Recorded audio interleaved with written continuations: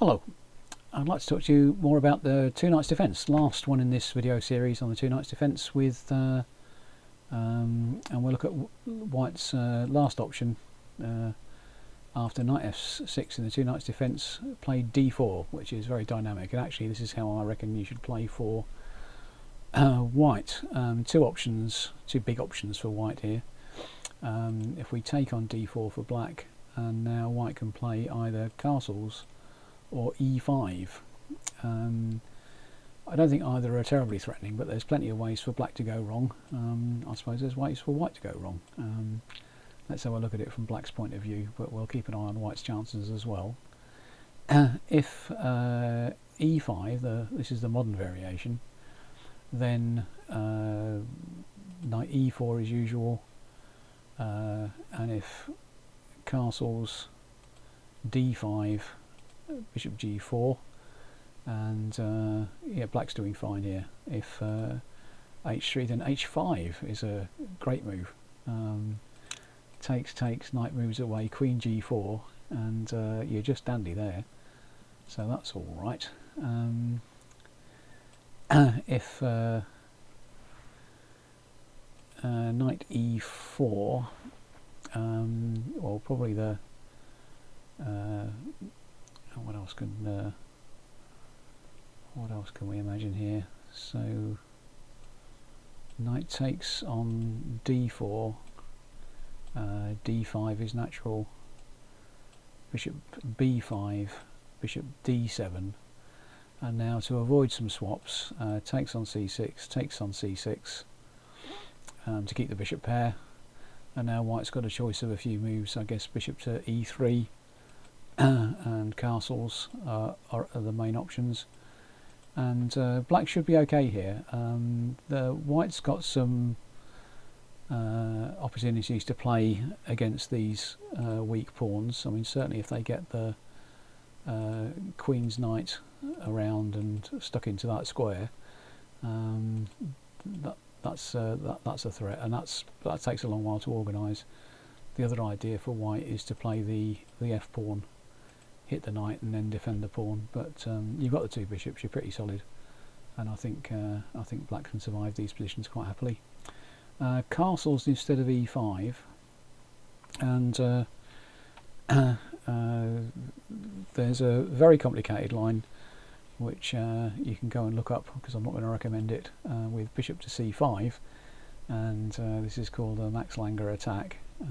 You can transpose, I guess, if you play e5 and d5, and now bishop across, knight up, and takes on d4 is the same sort of line that we've just looked at, but the big main line of it actually goes in this position, takes on f6 excuse me, takes on c4, and there's all sorts of madness happening.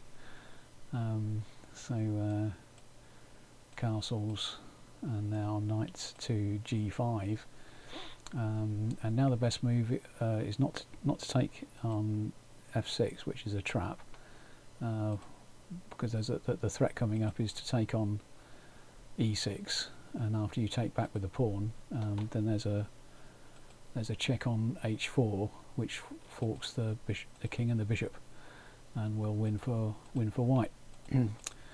So don't do that. But so your best move, and only move I think probably, is queen d5, and then what's black going to do about that? What white going to do? So knight c3, bishop to queen to f5, g4. Who knows what's going on? I mean, probably better for black, but very complicated, and not easy to remember, and it won't happen that often, so you'll forget it. So don't get into it. So I think take the other pawn. You're two pawns up, but you have to give them back. But it looks risky for the moment, but it soon is a lot more simple than the Max Langer attack. So rook e1,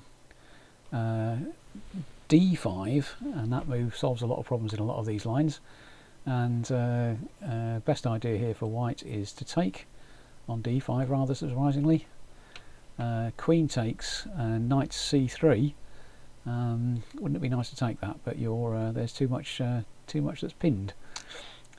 If you take on c3 with the pawn, obviously the queen goes. Queen is pinning the queen, the pawn against the queen, and so in this position, black can play either queen h5. So this position, queen h5 or queen a5. We'll look at queen a5. Knight takes e4, and now there's a discovered check. If the white knight lands on d6, we're going to be in trouble. So bishop e6 to cover the e file. Knight eg5, castles, takes, rook e6, and after bishop d6, I mean, probably about equal, but there's reasons to fancy black here. A little bit more space, a little bit more natural development. And after queen e2, queen h5, and knight e5, isolating the rook.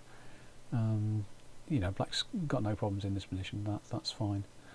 Going back to move 7 after d5, I've said bishop takes d5 is the best move, but actually white will also play knight to c3 earlier, which is a genuine piece sacrifice. Takes on c3, takes on d5, and now I think you can probably fiddle your way to equality after either bishop to f5, takes, bishop e7, that's just equal I think, or after bishop takes e5, bishop e6, takes bishop b4, b3, takes, and rook d8, and after bishop e3, a6, you've got an extra pawn, but it's this one, and it's hard to keep and hard to make use of. I mean, if that pawn was somewhere nice and tasty like d6 instead, if you can imagine that, you'd have an uncompromised sort of pawn majority, and you could advance it and think yourself well off. But I think the storm has blown itself out, and this is about equal. But that's White's fault for not playing a better game. So I think that's about all you need to know to play the two knights defence. We'll look at other approaches by White in other videos.